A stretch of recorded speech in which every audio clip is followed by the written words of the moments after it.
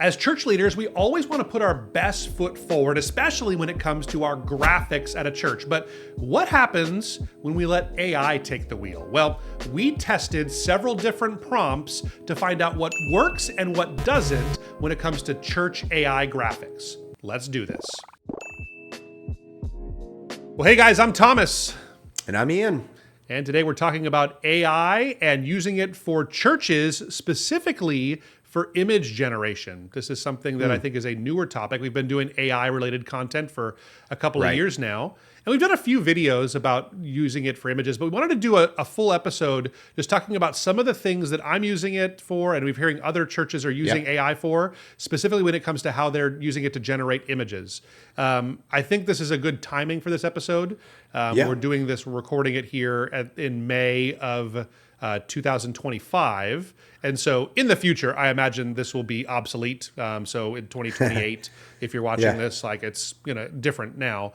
ChatGPT just totally changed everything with some of their newest releases. I'm specifically using their tool called Sora, which is, I think it's the same thing as what's baked into ChatGPT proper right now. But the image generation went from, it just advanced light years in a matter of like, in one day. Like it just totally changed with it. So it's been out for a couple of months now. It used to be that AI had a hard time with text. So if I told it I wanted to say something, it would probably get the spelling wrong, or it wouldn't organize things very well with that. But now it's almost flawless when it comes to getting text right, like getting the right letters, or you can make entire signs and that kind of stuff with it.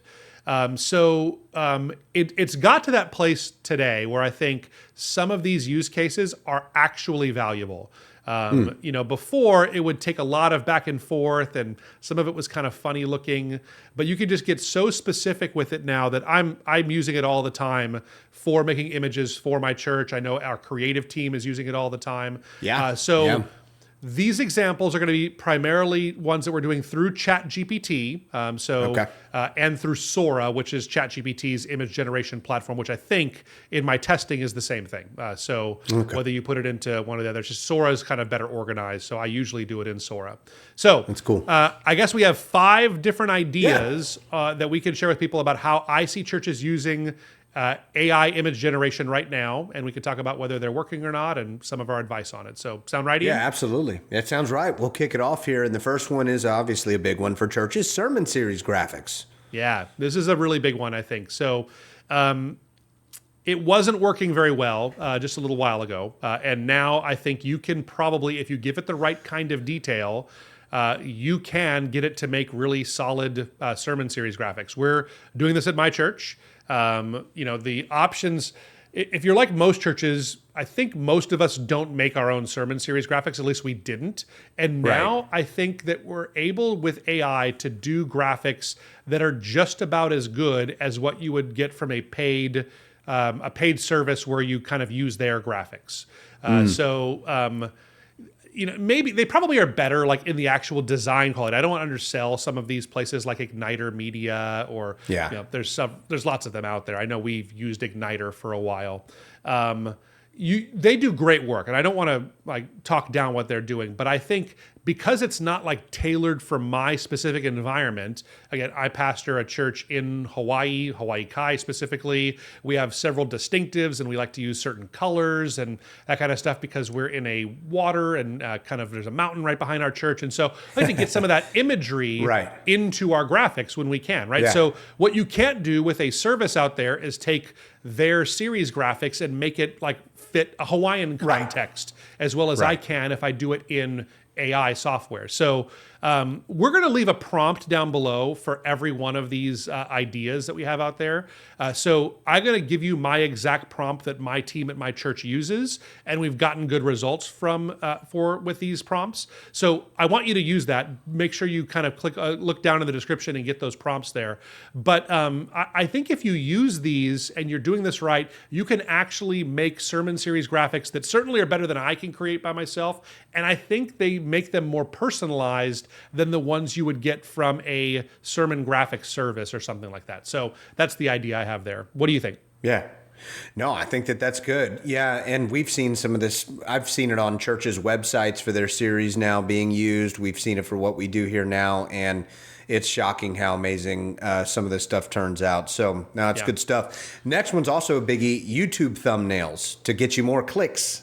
Yeah, that's good. So here's the thing is that a lot of us probably think that the YouTube thumbnail should be the same as what that one we just talked about was, the sermon series graphic. Right. I strongly encourage churches to never use your sermon series graphic as your thumbnail on YouTube.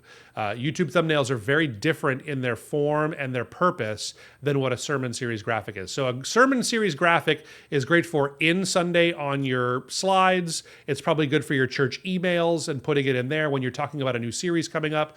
But that's primarily where I'm using that. Maybe you pull it on if you're doing bulletins still. I know maybe you could have your sermon series graphic on there. Your YouTube thumbnails are really different. They're designed to kind of be a companion to your YouTube title, and then it's supposed to pique someone's interest enough and be engaging enough to get them to actually go through the step of clicking on your sermon video or whatever video you're doing. So usually it's going to be a sermon video.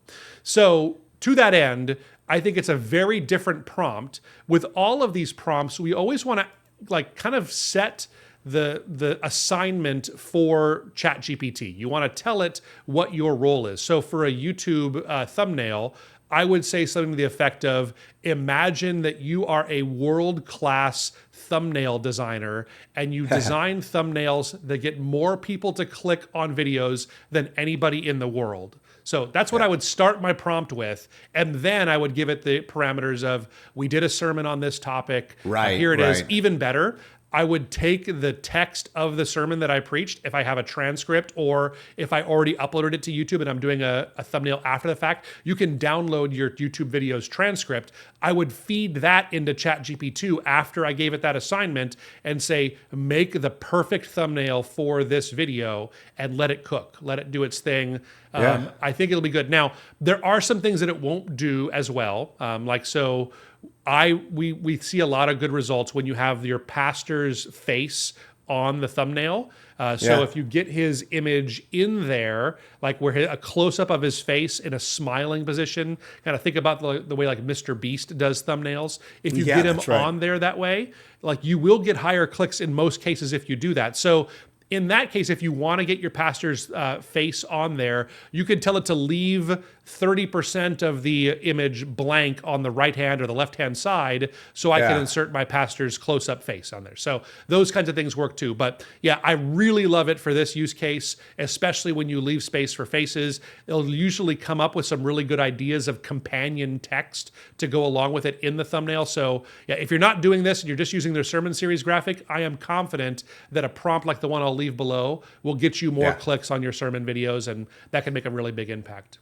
That's a good point. I see so many churches using their sermon series graphic for the thumbnail image, so I'm glad you mentioned that. And then also, hopefully those details are helpful, because I know a lot of people struggle, as I did when I first started using AI, like, how to enter in what you're asking for in detail. So that should help several folks there, Thomas. That's good stuff, man.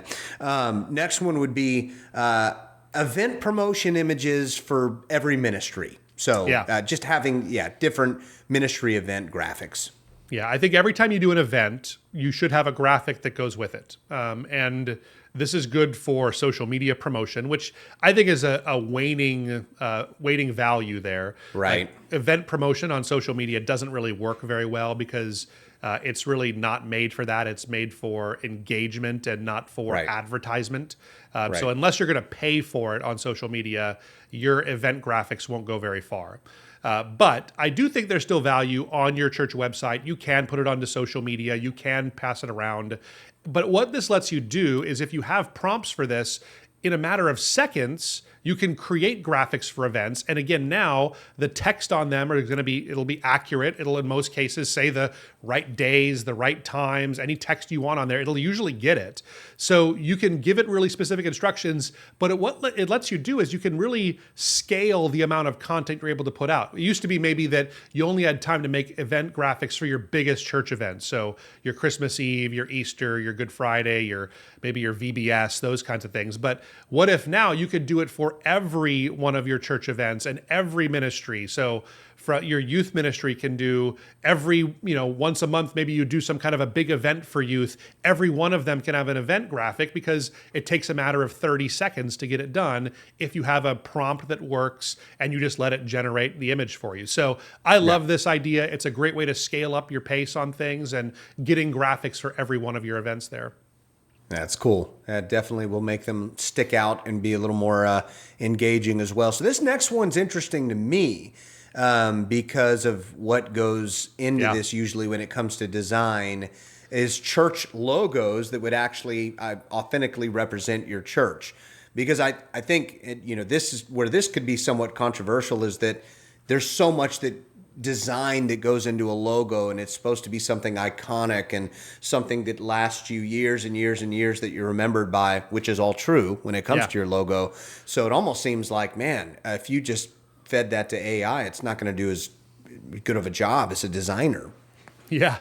You would be surprised, I think, today. I think that, I'll say this.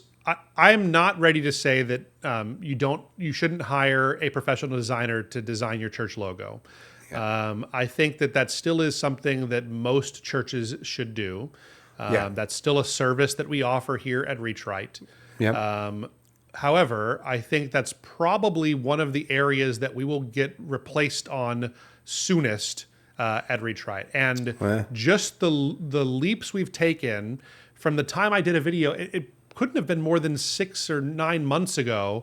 I did a video, I think it was called, I'll leave a link to it down in the description and up here if you're watching on YouTube, here I think you'll find a link to that.